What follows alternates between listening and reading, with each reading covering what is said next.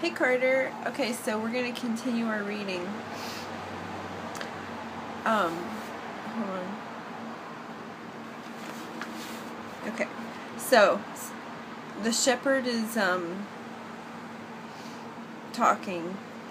We're gonna. I don't remember when what the last one was you saw or how long ago. But he is sitting in the town before the town, talking to the old man. Okay. I'm the king of Salem, the old man had said. Why would a king be talking with a shepherd, the boy asked, awed and embarrassed. For several reasons, but let's say the most important is that you have succeeded in discovering your destiny. The boy didn't know what a person's destiny was. It's what you have always wanted to accomplish. Everyone, when they are young, knows what their destiny is. And that point in their lives, everything is clear and everything is possible. They are not afraid to dream and to yearn for everything that they would like to see happen to them in their lives. But as time passes, a mysterious force begins to convince them that it will be impossible for them to realize their destiny. None of what the old man was saying made much sense to the boy, but he wanted to know what the mysterious force was. The merchant's daughter would be impressed when he told her about that. It's a force that appears to be negative, but actually shows you how to realize your destiny. It prepares your spirit and your will. Because there is one great truth on this planet. Whoever you are, or whatever it is that you do, when you really want something, it's because that desire originated in the soul of the universe.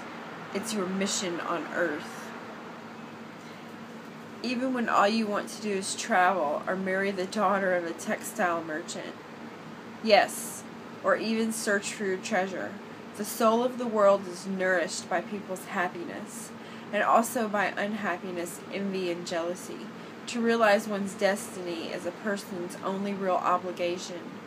All things are one, and when you want something, all the universe conspires in helping you achieve it.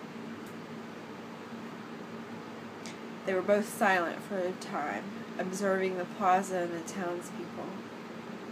It was the old man who spoke first. Why do you tend a flock of sheep?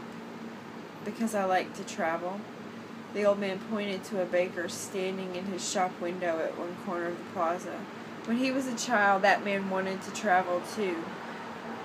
But he decided first to buy his bakery and put some money aside. When he's an old man, he's going to spend a month in Africa. He never realized that people are capable at any time in their lives of doing what they dream of. He should have decided to become a shepherd, the boy said. Well, he thought about that, the old man said. The bakers are more important people than shepherds. Bakers have homes, while shepherds sleep out in the open. Parents would rather see their children marry bakers than shepherds. The boy felt a pang in his heart, thinking about the merchant's daughter. There was surely a baker in her town. The old man continued. In the long run, what people think about shepherds and bakers becomes more important for them than their own destinies. The old man leafed through the book and fell to a reading page he came to. The boy waited, and then interpreted the old man just as himself had been interpreted. Why are you telling me all this? Because you were trying to realize your destiny, and you are at the point where you're about to give it all up. And that's when you always appear on the scene.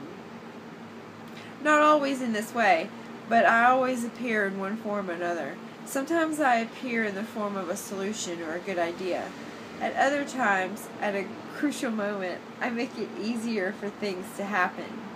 There are other things I do too, but most of the time people don't realize I've done them. The old man related that the week before he had been forced to appear before a miner and he had taken the form of a stone. The miner had abandoned everything to go mining for emeralds. For 5 years he had been working a certain river and had examined hundreds of thousands of stones looking for an emerald. The miner was about to give it all up, right at that point, when if he were to examine just one more stone, just one more, he would find his emerald. Since the miner had sacrificed everything to his destiny, the old man decided to become involved. He transformed himself into a stone that rolled up into the miner's foot. The miner, with all his anger and frustration of his 5 fruitless years, picked up the stone and threw it aside. But he had thrown it with such a force that it broke the stone it fell upon, and there, embedded in the broken stone, was the most beautiful emerald in the world. People learn early in their lives what is the reason for being, said the old man, with a certain bitterness. Maybe that's why they give up on it so early, too, but that's the way it is. The boy reminded the old man that he had said something about hidden treasure. Treasure is uncovered by the force of flowing water, and it's buried by the same currents, said the old man. If you want to learn about your treasure, you will have to give me 1/10 of your flock. What about 1/10 of my treasure? The old man looked disappointed. If you start out by promising what you don't even have yet, you'll lose your desire to work towards getting it.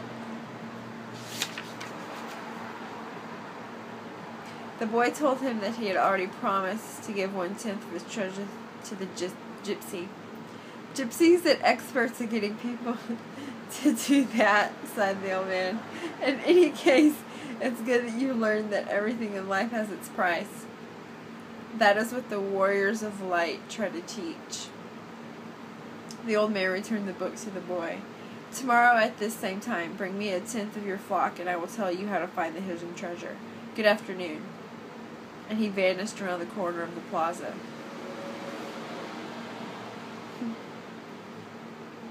Okay. Hold on, let me see. Okay, we're gonna stop there, and then I'm gonna read again. I love you. I hope you have sweet dreams, or whenever you see this, and I will talk to you later.